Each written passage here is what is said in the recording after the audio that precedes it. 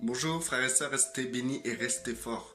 Pourquoi je dis restez forts? Parce que dans ce monde où on vit, dans un monde où chaque jour la mort frappe des tas et des tas de gens, où vous pouvez être sûr quand vous vous levez, et bien que dans cette journée, il y aura un certain nombre de personnes qui vont souffrir et qui vont mourir. Et c'est un monde de souffrance. C'est un monde dans lequel, si vous arrivez à vous coucher le soir sans dégâts, sans vous blesser, ou sans être blessé par une personne, ou sentimentalement, émotionnellement, comme vous voulez, ou physiquement, c'est que vraiment vous avez passé une très bonne journée. Mais c'est très dur. On vit dans un monde de violence, violence verbale, violence physique, violence psychologique. Nous sommes vraiment dans dans, dans un monde où il faut être fort. Vous pouvez pas être tout mou et rester mou comme ça en disant oui l'Éternel il est là, il va me protéger. Non, dans ce monde il faut vraiment vous armer de force. La force de l'Éternel bien sûr, pas la force une force qui vient d'une force agressive. Non, d'une force de l'Éternel. Pour arriver au niveau où il faut tendre la joue droite, faites-moi confiance. Que ça, c'est pas une faiblesse de tendre l'autre joue. C'est une force. C'est une grande force. Quand j'avais lu le livre La Bible d'après Satan, chose qui m'a carrément détourné de Dieu et j'ai failli commettre le péché irréparable, impardonnable, en acceptant ce qui était dans ce livre dans le passé, quand j'étais perdu, égaré en tant que chrétien, et ben dans ce livre, il est écrit que y a que les faibles qui peuvent pratiquer ce que Jésus dit, de se laisser faire. Si on vient vous voler quelque chose, votre tunique, vous donnez votre manteau avec. Et le gars qui a écrit ce livre-là, d'après Satan, il disait comme ça que c'est de la faiblesse. Au lieu de combattre fermement et de pas laisser l'autre te voler, parce que s'il te vole toi, il va voler un autre. Et si vous vous laissez faire, vous allez l'inciter à voler plus. Voilà ce qui était écrit, ce genre de raisonnement qui était dans ce livre. Et ben en fait, si vous voulez, moi je tiens à vous dire que celui qui est capable de se taire face à quelqu'un qui vient le voler et lui donner encore un truc, genre comme Christ a dit, lui donner un manteau en plus pour pas qu'il ait froid, je pense que ça c'est une question de force. C'est quelqu'un qui dans sa tête est très fort, quelqu'un qui arrive à se laisser insulter sans répondre. Il est très fort, quelqu'un qui, c'est pas de la lâcheté. Il y a des gens qui vont pas répondre parce qu'ils sont lâches. Je parle pas de ce genre de lâcheté. Je parle de ceux qui ont pris la décision par obéissance, par rapport à ce que Christ a commandé, de se taire. Et ben en fait, la personne va obéir. Elle va se taire. Je parle de ceux qui ont la capacité de répondre.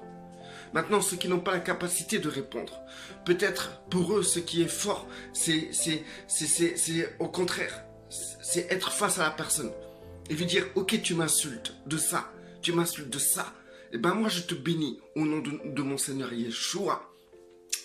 C'est agir comme ça, être fort. Pour celui qui tout le temps se laisse faire, c'est ouvrir sa bouche pour faire comprendre à l'autre en face là que ce qu'il fait, c'est pas bien, et qu'il pardonne, et qu'il bénit.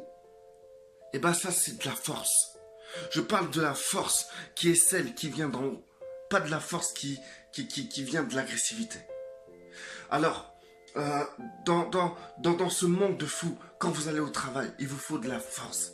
Dès que vous vous levez, dès que vous ouvrez les yeux le matin, il vous faut de la force pour pouvoir être à la hauteur de votre identité chrétienne, de votre identité en Christ. Car être chrétien n'est pas simplement un nom. C'est pas un nom. Ce nom d'être chrétien, aujourd'hui, c'est généralisé. Même les gens qui sont en Christ ne veulent plus se faire appeler chrétien, car c'est tellement généralisé à des systèmes religieux. Moi, quand je vous dis d'être chrétien, c'est s'approprier l'identité du Christ et agir comme le maître. Les bouddhistes, comme ils vont s'approprier l'identité de ce qu'ils sont. C'est des gens qui tendent la joue droite, c'est des gens qui agissent parce qu'ils ont décidé d'agir comme ça. Nous-mêmes chrétiens, nous avons aussi cette capacité est plus qu'un bouddhiste d'agir ainsi. On a besoin de force aujourd'hui. Celui qui va à l'école a besoin de force. Celui qui va aller faire des courses a besoin de force. Celui qui s'assoit même sur le canapé et qui regarde la télé a besoin de force. Aujourd'hui, il faut être fort. Il faut se lever. Il faut être battant. Il ne faut pas baisser les bras, pensant que Dieu fera le travail. Vous savez, ne faites pas comme ceux qui pensent que, par exemple, je vous donne un exemple, ils ont un champ, les gens ont un champ, et dans ce champ, eh ben, en fait, ils vont pas semer. Ils vont dire que Dieu va bénir ce champ, et qu'ils vont récolter du maïs. Et ils vont attendre. Ils vont attendre. Ne soyez pas ainsi, mais plutôt soyez cette personne qui va dire, Dieu va bénir ce champ, mais je vais semer pour que Dieu fasse croître. Et donc je vais m'armer de force, la bonne force, m'armer de force pour semer. Ainsi Dieu va bénir et faire croître. Et c'est pareil pour vous, pour tout ce que vous faites dans la journée. Vous croyez, vous avez vous avez vous voulez faire des choses. Vous avez tout plein de désirs dans votre cœur. Vous pensez que Dieu met ses désirs dans votre cœur. Et vous dites que plus tard, je serai peut-être un serviteur de Dieu, un homme de Dieu. Je serai quelqu'un qui va justement servir l'Éternel. Le Seigneur a un ministère pour moi, un appel pour moi. Tous les termes évangéliques que vous pouvez prononcer. Et au résultat, qu'est-ce que vous faites? Eh bien, vous attendez le dimanche à l'église, vous vous asseyez et vous faites ça semaine après semaine, décennie après décennie. Et vous attendez toujours d'entrer dans votre appel. Eh bien, vous pouvez toujours attendre. Vous êtes comme les personnes qui ont un champ et qui ne s'aiment pas et qui vont dire Dieu va faire croître. Moi, ce que je tiens à vous dire, c'est que si vous avez des choses dans votre cœur, il est là, il est temps de vous armer de force et de courage et de faire ces choses que vous avez à cœur. Vous devez être actif. Vous devez vous réveiller. Vous devez arrêter d'attendre. Les champs, comme Christ a dit, les champs sont blancs, prêts à être récoltés. Mais ils cherchent des ouvriers, mais il y a très peu d'ouvriers. Priez donc pour que le Père envoie des ouvriers. Voici ce que Christ a dit il y a 2000 ans. Et vous attendez toujours aujourd'hui que les champs soient prêts à être récoltés. Vous avez envie d'aller dans la rue prêcher la parole de Dieu, allez-y. Vous avez envie de faire des vidéos, parler. Vous avez envie de faire des choses quelconques. Il y a des millions de choses. Et tout le monde a quelque chose dans son cœur à faire. Une ambition pour Dieu. Tout le monde a une ambition pour Dieu. Tout le monde. Toi qui m'écoutes, tu en as.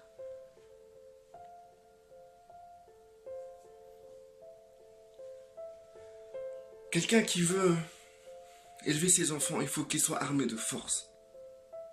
Car c'est pas facile. On n'est pas dans un monde où tout est facile. Et si c'est facile pour vous, c'est que vous êtes insisté. Vous êtes né avec une cuillère d'or dans la bouche.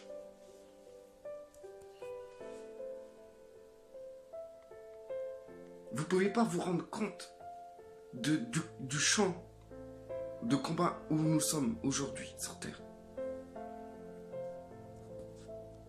Vous ne pouvez pas rester tranquille en laissant défiler les jours comme ça, sans être acteur.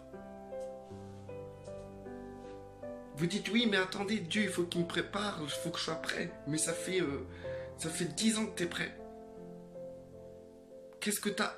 T'es pas lassé de rester tout le temps assis à écouter des messages les mêmes messages que tu entends depuis 10 ans. T'en as pas marre d'aller sur internet, écouter des vidéos qui t'exaltent, qui te renforcent, tu te sens fort, et quand la vidéo elle est terminée, eh ben tu fais rien. T'en as pas marre de regarder des vidéos qui tout le temps vont t'exhorter, Mais au résultat, tu déprimes toujours. Pareil, si tu veux sortir de la déprime, il faut sortir avec force. Il faut vous armer de force pour sortir de là. Il n'y a personne qui vous sortira de là à votre place. Si tu te sens triste, malheureux, il faut de la force pour accepter la joie qui vient du Seigneur. Il faut de la force pour agir en tant que disciple du Christ.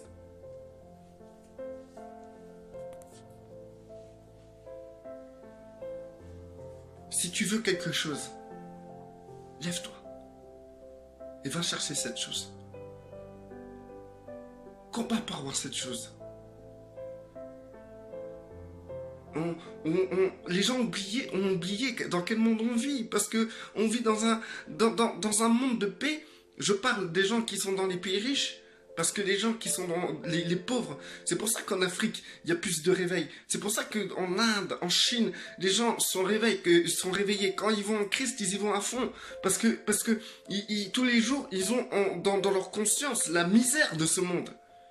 Ils vivent pas dans un conte de fées imaginaire où ils peuvent se réaliser. Ils savent que chaque jour c'est la lutte, c'est la survie. Ils savent que chaque jour quand ils doivent se lever c'est la lutte, c'est le combat. Et s'ils sont pas armés de force, ils vont être écrasés. Ils n'ont pas le choix d'être forts. Mais nous, il faut qu'on prêche des choses où on vous incite à être fort. Parce que vous oubliez d'être fort. Tout ça parce que nous vivons dans une société où tout est disposé. Si tu as envie d'être ça, c'est facile. Tu fais les démarches et tu l'es.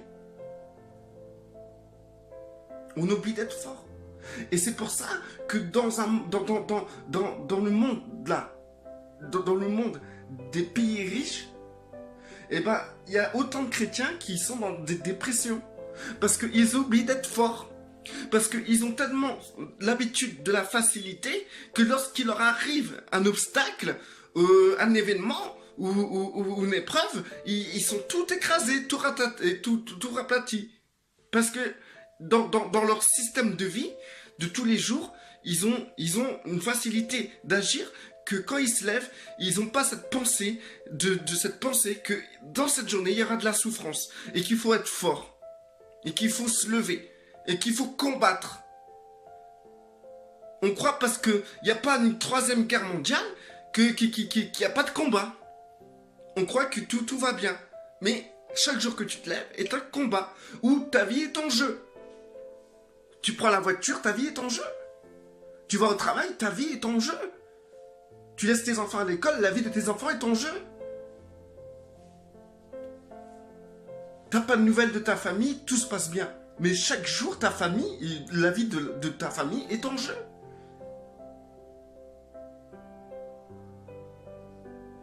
La première arme de l'enfant de Dieu, c'est la prière. Et il faut être fort dans la prière.